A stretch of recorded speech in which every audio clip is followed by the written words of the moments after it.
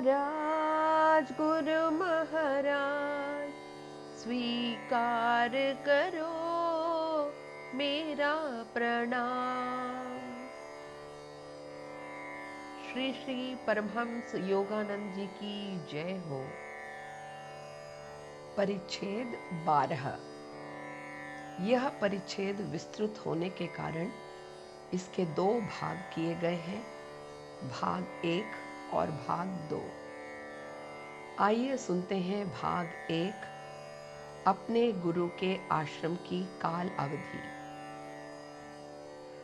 तुम आ गए हो, श्री युक्तेश्वर जी ने बरामदे के पीछे वाले कमरे में व्याघ्र चर्म पर बैठे बैठे इन शब्दों में मेरा स्वागत किया। उनका स्वर भाव शून्य तथा मनोदशा आवेग रहित थी। हाँ गुरुदेव, मैं आपके अनुसरण के लिए यहाँ आया हूँ। उनके सामने नत जानू होकर मैंने चरण स्पर्श किया। पर यह कैसे हो सकता है? तुम मेरी इच्छाओं की अवहेलना करते हो। अब ऐसा नहीं होगा गुरुजी। आपकी इच्छा ही मेरे लिए नियम होगी। तब तो बहुत अच्छी बात है। अब मैं तुम्हारे जीवन का उत्तरदायित्व ले सकता हूँ। गुरुदेव, मैं स्वेच्छा से अपना सारा भार आपको सौंप रहा हूँ। अच्छा, मेरी प्रथम इच्छा तब यह है कि तुम अपने परिवार के पास घर लौट जाओ। मैं चाहता हूँ कि तुम कलकत्ता जाकर कॉलेज में सम्मिलित हो जाओ। तुम्हारी आगे की पढ़ाई चलती रहनी चाहिए। जो आज्ञा मैं अपनी व्याकुलता छिपाए रहा, क्या दृढ़ाग्रही पुस्तकें वर्षों मेरा पीछा न छोड़ेंगी? पहले पिताजी पढ़ाई पर जोर देते थे और अब श्री युक्तेश्वर जी। एक दिन तुमको पश्चिम जाना होगा। वहाँ के लोग भारत के पुरातन ज्ञान के प्रति और अधिक ग्रहणशील होंगे यदि विलक्षण हिंदू शिक्षक विश्वविद्यालय की डिग्री प्राप्त किए होगा। आप सब कुछ जानते हैं गुरुजी। मेरी उदासी विदा हो गई। पश्चिम के उल्लेख से मुझे कुछ उलझन का अनुभव हुआ। उस समय तो गुरुजी की आज्ञा का पालन करके उन्हें प्रसन्न करने का जो अवसर मिला था, वही तात्कालिक प्रश्न था। तुम निकट कलकत्ता में होगे, तब तुम्हें समय मिले तब यहाँ आया करना।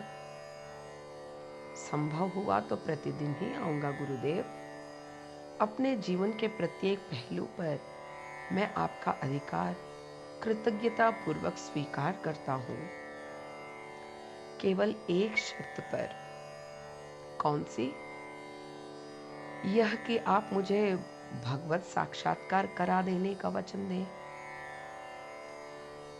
लगभग 1 घंटे तक वाग युद्ध चलता रहा। गुरु वाक्य मिथ्या नहीं हो सकता और वह सहज ही नहीं दिया जा सकता। इस प्रकार के वचन में आध्यात्मिक पथ उन्मुक्त करने की विराट संभावना निहित है। इसके पहले कि एक गुरु ईश्वर को प्रकट होने के लिए बाध्य करे, उसे ईश्वर के प्रति घनिष्ठ संबंध बनाना अत्यावश्यक है। मैं यह समझ गया था कि श्री युक्तेश्वर जी ईश्वर के साथ तादात्म्य लाभ कर चुके हैं और उनके शिष्य के रूप में यह लाभ प्राप्त करने के लिए मैं कृत निश्चय था। तुम्हारी प्रवृत्ति यथार्थ है, तब दयामय अंतिमता के साथ गुरुदेव ने अपनी स्नेहपूर्ण सहमति दे दी। अच्छा, तुम्हारी इच्छा ही मेरी इच्छा है। मेरे हृदय पर से जीवन व्यापी पर्दा उठ गया। अब इतस्तः अनिश्चित खोज का अंत हो गया। आज मुझे एक सद्गुरु के चरण में चिर आश्रय मिल गया। चलो तुमको आश्रम दिखाऊं। यह कहकर गुरुदेव व्याघ्र चर्म के आसन पर से उठ खड़े हुए। इधर उधर दृष्टिपात करते समय मैंने एक दीवार पर एक चित्र टंगा देखा जो चमेली की माला से सजाया गया था। लाहिड़ी महाशय, मैंने आश्चर्य कहा। हाँ, मेरे गुरु देवता। श्री युक्तेश्वर जी का कंठ स्वर भक्ति कंपित था। उन्होंने पुनः कहा, मुझे अपने साधना पथ में मनुष्य किंवा योगी के रूप में जिन जिन गुरुओं का साक्षात्कार हुआ है, उन सबसे महान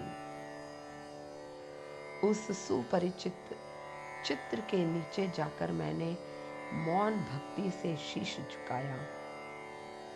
मेरी आत्मा की प्रणति उस अद्वितीय गुरु के चरणों में जा पहुंची, जो मेरे शैशव काल में मुझे आशीर्वाद देने के बाद से आज के इस शुभ मुहूर्त तक मेरे जीवन को परिचालित करते आ रहे हैं। गुरुदेव के साथ मैं उनके घर और उसके प्रांगण में घूमा। आश्रम का घर विशाल, पुराने ढंग का और सुनिर्मित, चारों ओर बड़े बड़े खंभों से घिरा था। बाहर की दीवारों पर काई जम गई थी। कबूतरों ने आश्रम के बहुत अंश पर निसंकोच दखल कर रखा था और वे सपाट खाली छत पर फड़फड़ाते रहते थे। आश्रम के पिछवाड़े एक बगीचा था जिसमें कटहल, आम और केले के पेड़ अत्यंत सुहावने लग रहे थे। इस 2 तल्ले आश्रम के ऊपरी कमरों के बरामदे 3 ओर से पटांगण के सामने पड़ते थे। उनके बरामदे में कटघरे लगे हुए थे। नीचे एक प्रशस्त दालान था। उसकी ऊंची छत बड़े बड़े खंभों पर टिकी हुई थी। गुरुदेव ने बताया कि उस दालान का उपयोग मुख्यतः दुर्गा पूजा उत्सव के समय होता था। श्री युक्तेश्वर जी के बैठक वाले कमरे तक जाने के लिए एक संकरी सीढ़ी थी और उस कमरे के बरामदे से नीचे सड़क दिखलाई पड़ती थी। आश्रम की साज सज्जा सरल और वहां की हर चीज सादी, स्वच्छ और उपयोगी थी। कई पाश्चात्य शैली की कुर्सियां, बेंचें और मेजें भी वहां दिखाई पड़ी। गुरुजी ने मुझे उस रात वहां रहने के लिए निमंत्रित किया। आश्रम में शिक्षा ग्रहण कर रहे 2 युवक शिष्यों के रात के भोजन के लिए रसदार तरकारी परोसी। गुरुजी के व्याघ्र चर्म के पास ही एक कुश आसन पर बैठे बैठे मैंने निवेदन किया, गुरुजी, कृपया अपने जीवन के विषय में कुछ बताइए। बरामदे के बाहर आकाश में मैत्रीपूर्ण तारे अत्यंत निकट दिखाई पड़ रहे थे। मेरा पारिवारिक नाम प्रियनाथ कडार था। यही श्री रामपुर में ही मैंने जन्म लिया, जहां मेरे पिता एक धनवान व्यापारी थे। वे ही यह पैतृक मकान छोड़ गए हैं, जो इस समय मेरा आश्रम है। मेरी स्कूली पढ़ाई बहुत कम हुई। मेरी दृष्टि में वह अत्यंत मंथर और अगंभीर थी।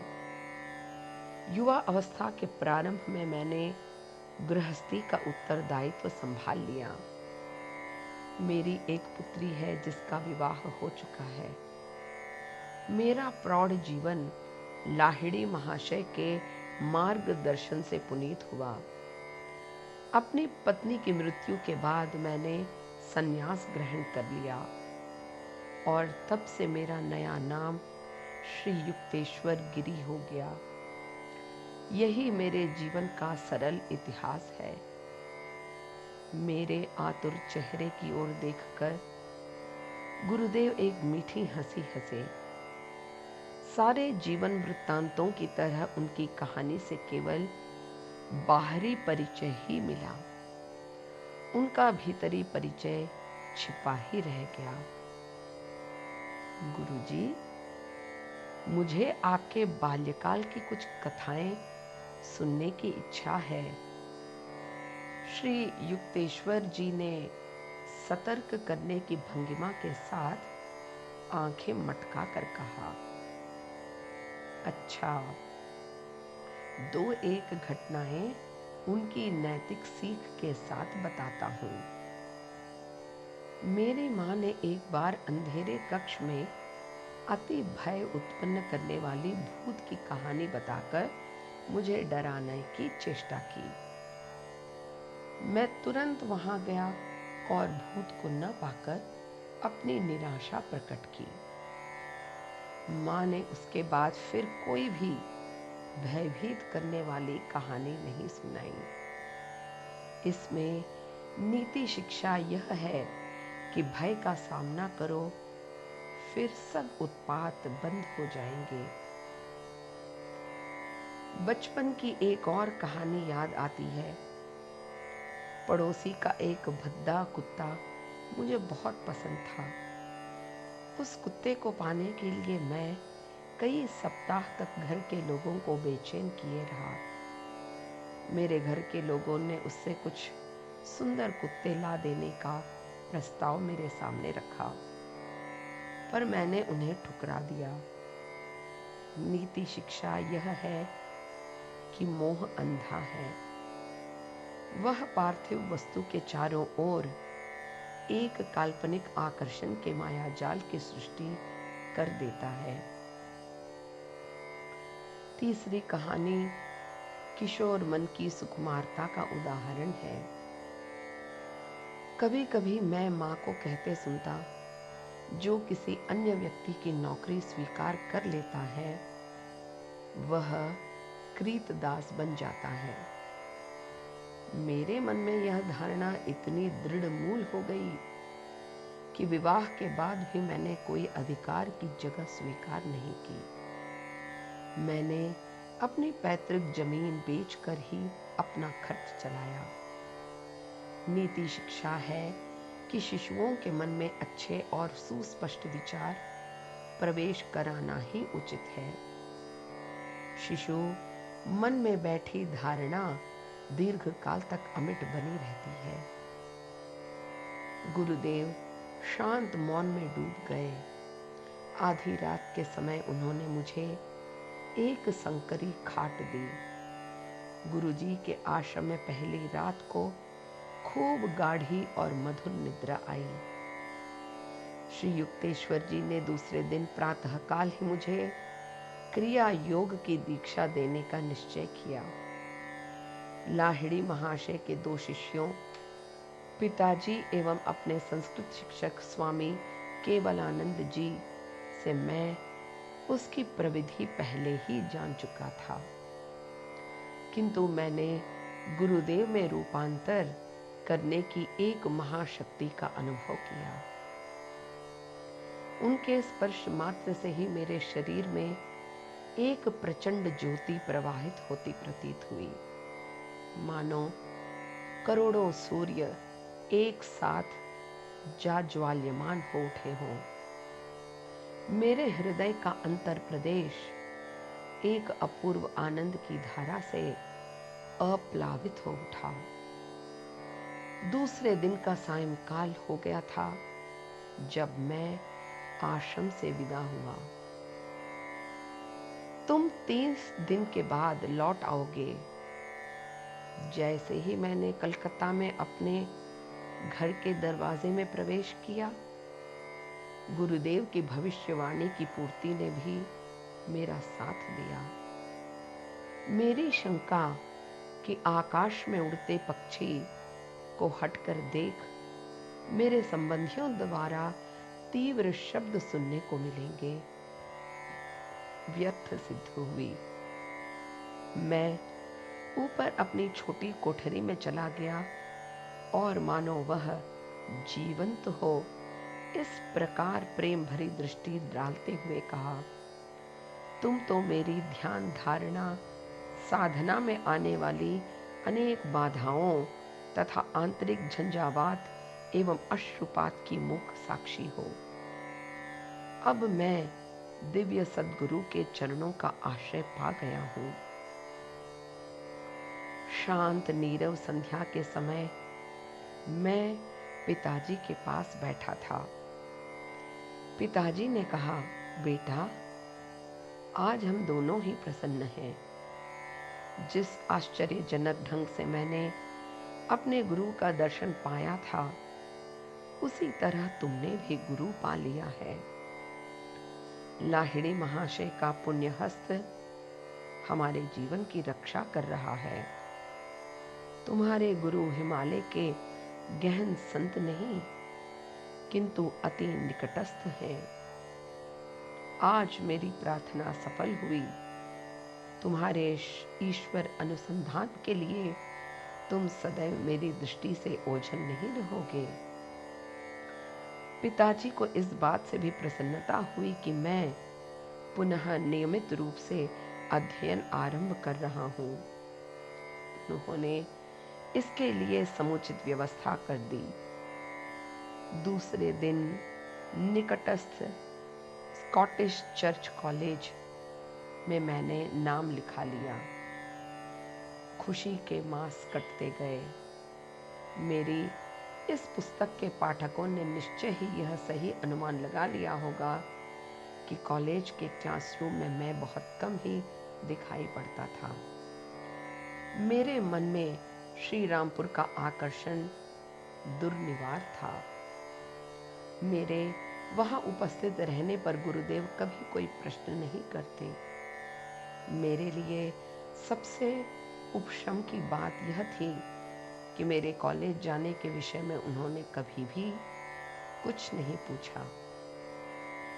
यद्यपि सभी यह भली प्रकार जानते थे कि मैं कभी विचक्षण बुद्धि छात्र नहीं बनने वाला था, फिर भी समय समय पर मैं न्यूनतम आवश्यक उत्तीर्णांक प्राप्त करता रहा। आश्रम का दैनंदिन जीवन प्रायः सहज व सरल गति से ही चलता रहा। गुरुदेव ब्रह्म वेला में ही जाग जाते। पड़े पड़े ही और कभी कभी बिछौने पर बैठे हुए वे समाधि की अवस्था में प्रवेश कर जाते। गुरुदेव की नींद के विषय में जानता अत्यंत सरल था। जिसकी पहचान थी उनकी नास्य गर्जना अर्थात खर्राटे की आवाज का तत्काल बंद हो जाना। वे कभी कभी एक दो बार दीर्घ श्वास लेते या उनके शरीर में कुछ हलचल होती। उसके बाद वे निश्शब्द रूप से श्वास प्रश्वासहीन होकर सहसा निस्तब्ध हो जाते। उस समय वे गंभीर योगानंद में मग्न हो जाते। दिनचर्या का आरंभ जलपान से नहीं होता। पहला कार्यक्रम गंगा के किनारे किनारे लंबा भ्रमण रहता। गुरुदेव के साथ उन प्रातः भ्रमणों की स्मृति आज भी एकदम सजीव और ताजी बनी हुई है। स्मरण मात्र से मुझे ऐसा आभास होने लगता कि मैं आज भी गंगा तट पर उनके साथ घूम रहा हूँ। बाल सूर्य आज भी नदी के जल को उष्ण कर रहा है और गुरुदेव का उदात्त एवं ज्ञान गंभीर कंठ स्वर कानों में गूंज उठा है। प्रातः भ्रमण के बाद स्नान होता और उसके बाद दोपहर का भोजन।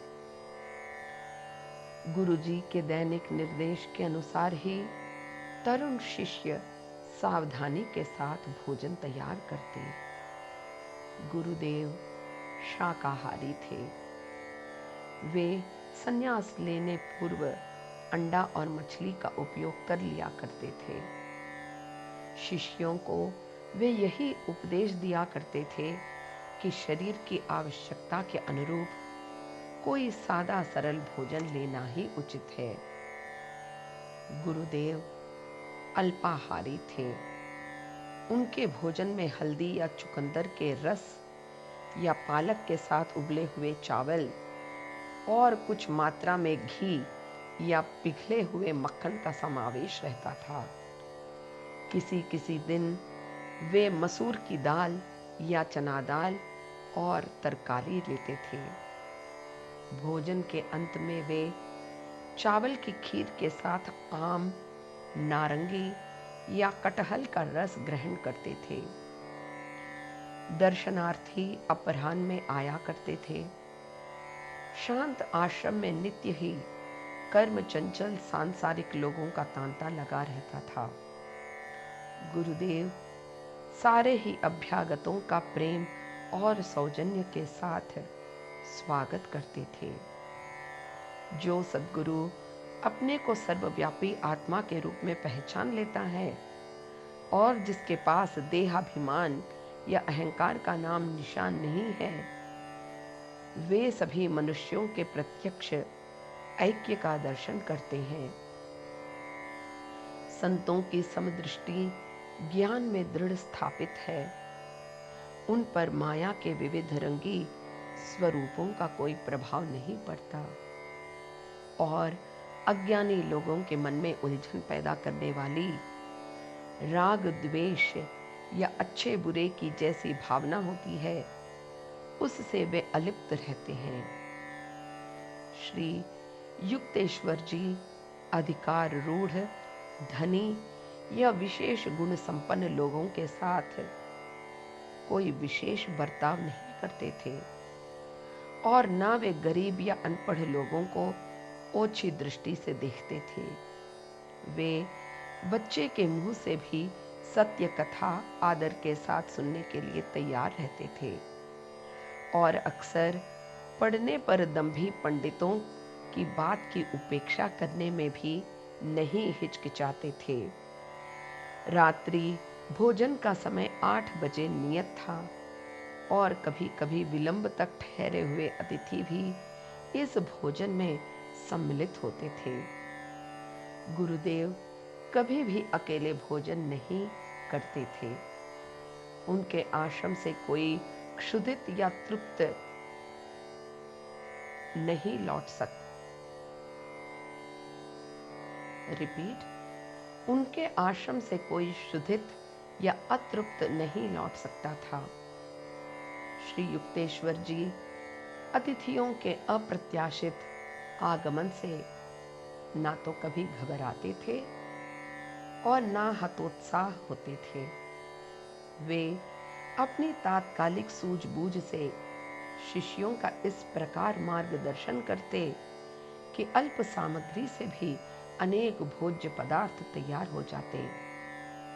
इन सब बातों के होते हुए भी वे मितव्ययी थे और अपनी थोड़ी सी पूंजी से भी बहुत काम कर डालते थे। वे प्रायः कहा करते, तुम्हारे पास जितना है उतने से ही आनंदित रहो। फिजूल खर्ची से तुम दुखित होगे। चाहे आश्रम के उत्सव का आयोजन हो, चाहे घर आदि बनवाने या मरम्मत कराने का कार्य हो या अन्य आवश्यक कार्य हो, हर कार्य में गुरुदेव की मौलिक सूझबूझ प्रकट होती थी। प्रायः शांत संध्या के समय गुरुजी कुछ उपदेश देते थे और वे उपदेश तो अक्षय संपद होते थे। उनकी एक एक उक्ति ज्ञान से ओतप्रोत होती। एक प्रभावशाली आत्मविश्वास उनकी निरूपण की विधि का निर्देश करता था, जो अद्वितीय थी। मेरे अनुभव में उनके भाषण सर्वोत्तम थे।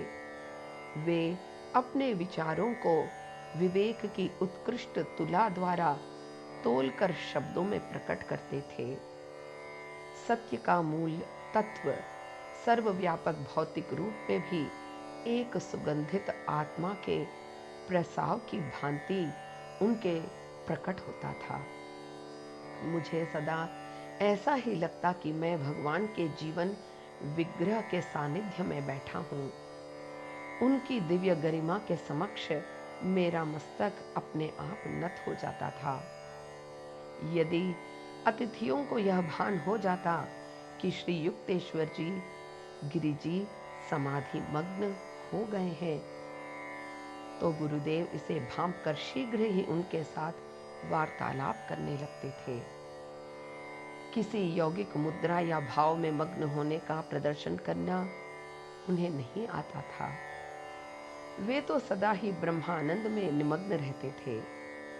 अतः समाधि के लिए अलग से समय निकालने की उनको आवश्यकता नहीं थी। जो गुरु ईश्वर का साक्षात्कार कर लेता है, वह ध्यान धारणा आदि की सीढ़ी पहले ही पार कर चुका होता है।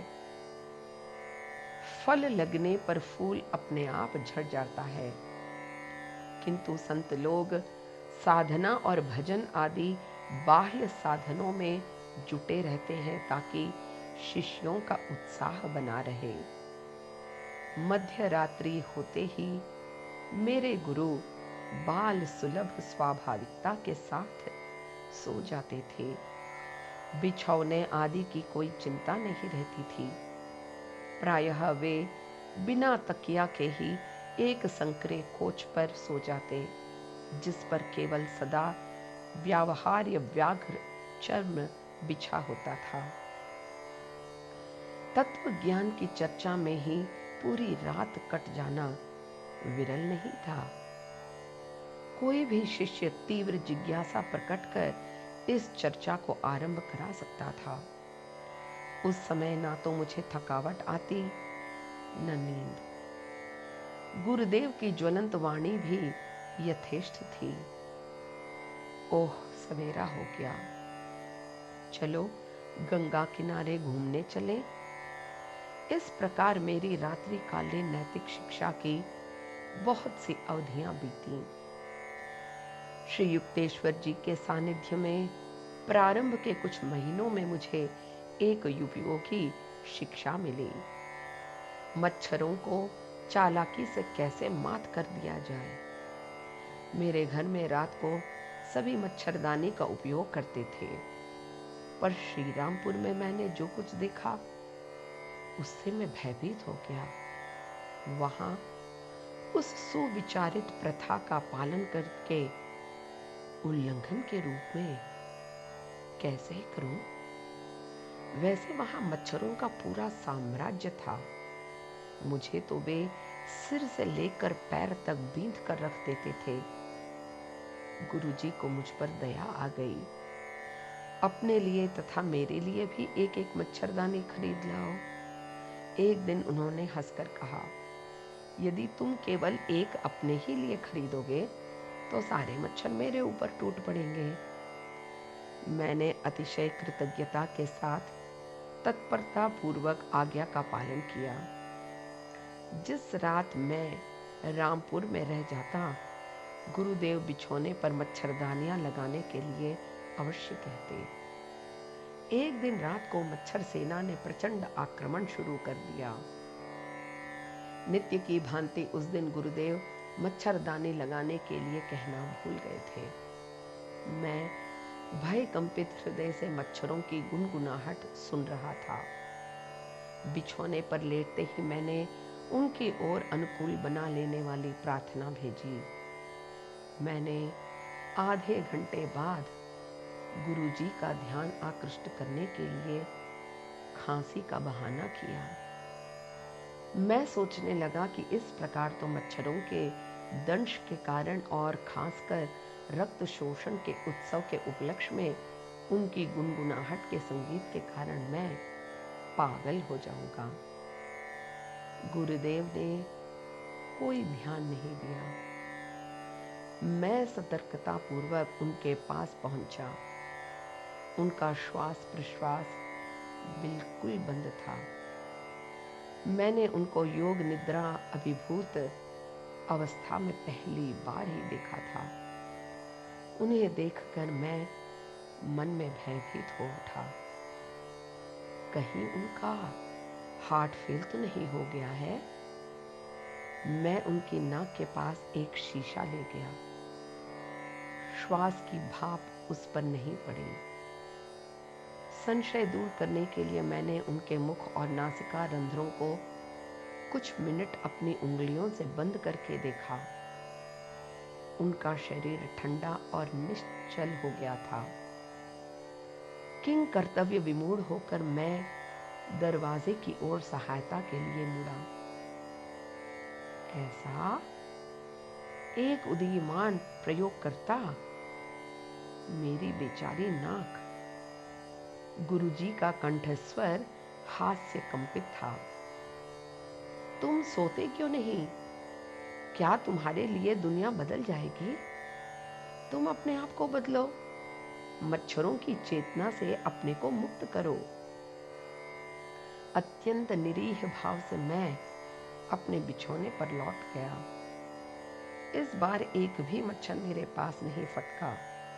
मैं समझ गया कि इसके पहले गुरुजी ने स्वयं के लिए भी जो मच्छरदानी लाने के लिए कहा था, वह केवल मेरे संतोष के लिए ही कहा था। स्वयं उन्हें मच्छरों का कोई भय नहीं था। वे अपने योग बल से मच्छरों को अपने से दूर रख सकते थे, या स्वयं ध्यान की अवस्था में प्रविष्ट होकर मच्छरों के दंश की यंत्रणा से सुरक्षित रह सकते थे। मैंने सोचा, वह मुझ पर सिद्ध करना चाहते थे कि इस योग अवस्था को प्राप्त करने के लिए मुझे घोर प्रयत्न करना होगा।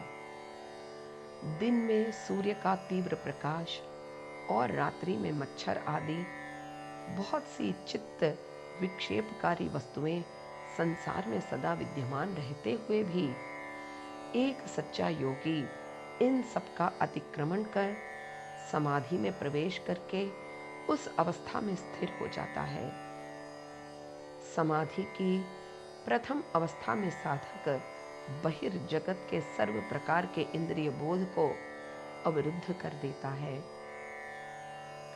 पुरस्कार स्वरूप उसे आदि ईडेन के स्वर्ग से भी मनोरम अंतरलोक की ध्वनियां सुनाई पड़ती हैं और दृश्य दिखाई देते हैं। इन मच्छरों के कारण आश्रम के प्रारंभिक पाठों में एक और शिक्षा मिली। शांत गोधूली का समय था। गुरुदेव प्राचीन शास्त्रों की अनुपम व्याख्या कर रहे थे। उनके चरणों में मैं शांतिपूर्वक बैठा हुआ था। एक धृष्ट मच्छर इस मनोरम वातावरण में घुस आया और मेरा ध्यान बटाने की चेष्टा करने लगा। उसने मेरी जांघ में जैसे ही अपनी विषैली सुई घुसाई, वैसे ही उससे प्रतिशोध लेने के लिए मेरा हाथ अपने आप ऊपर उठ गया, किंतु उसे प्राण दंड देने से रुक गया। मुझे पतंजलि के अहिंसा विषयक एक सूत्र की उपयुक्त याद आ गई। गुरुदेव ने प्रश्न किया, तुमने अपना काम अधूरा क्यों छोड़ दिया?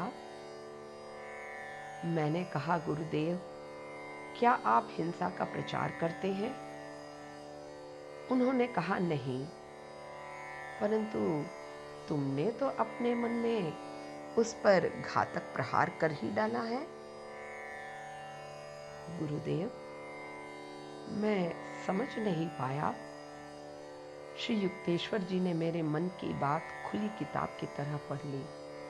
उन्होंने कहा, पतंजलि के अनुसार अहिंसा का अर्थ है हिंसा की इच्छा का परित्याग।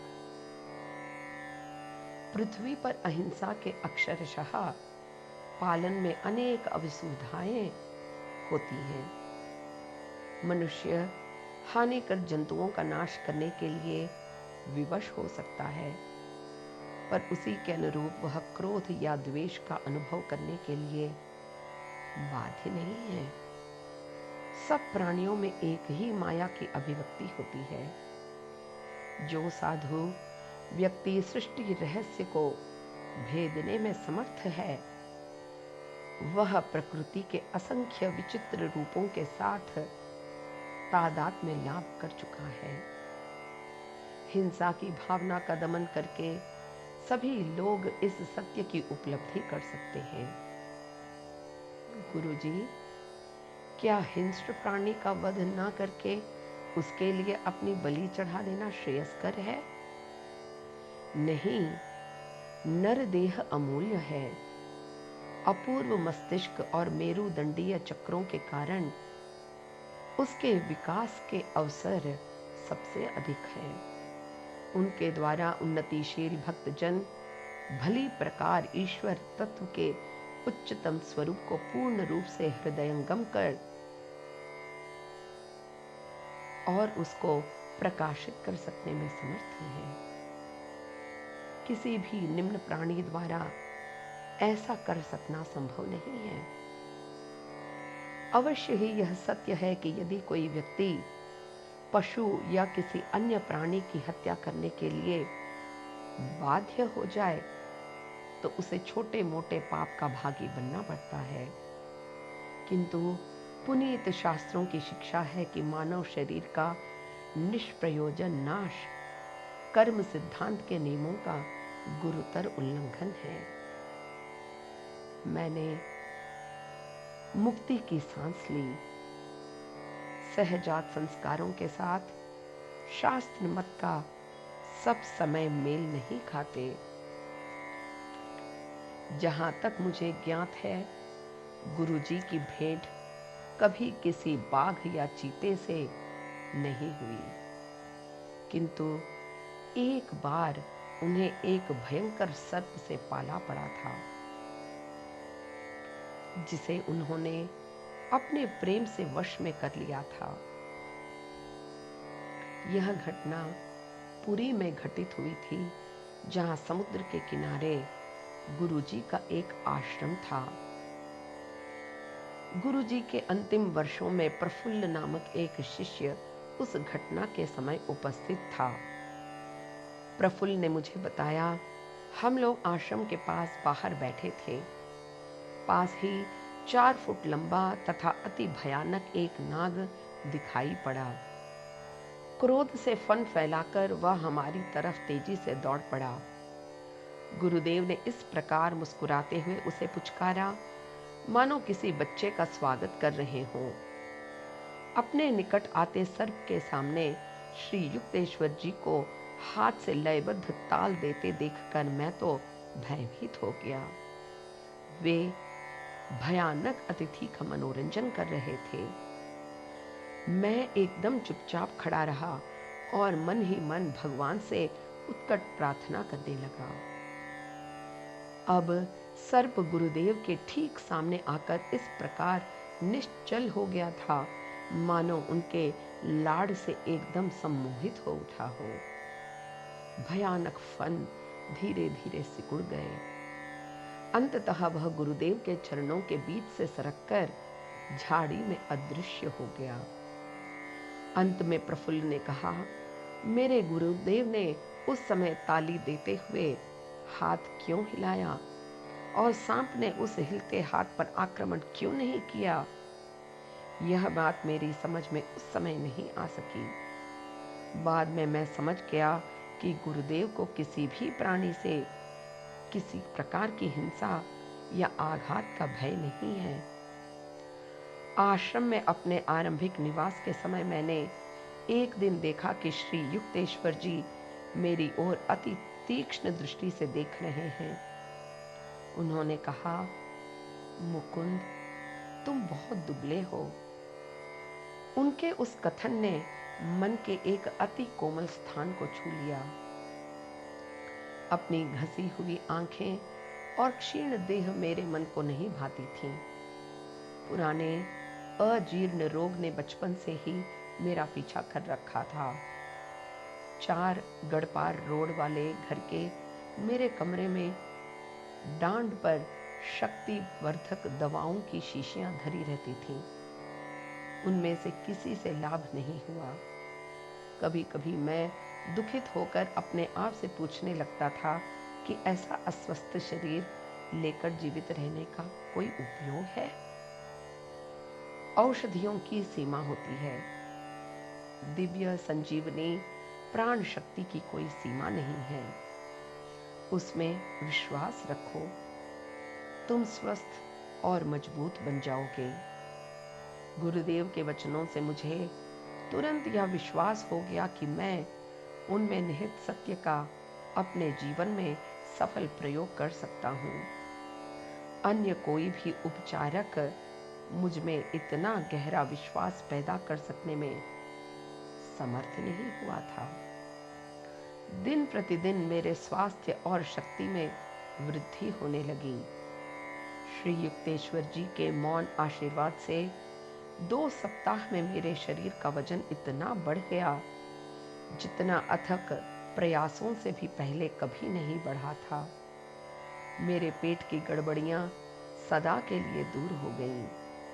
उसके बाद तो अनेक बार गुरुदेव की दैवी शक्ति के द्वारा बहुत सारे लोगों को मधुमेह, मिर्गी, यक्षमा या पक्षाघात आदि रोगों से मुक्त होते हुए देखने का सौभाग्य मुझे प्राप्त हुआ था।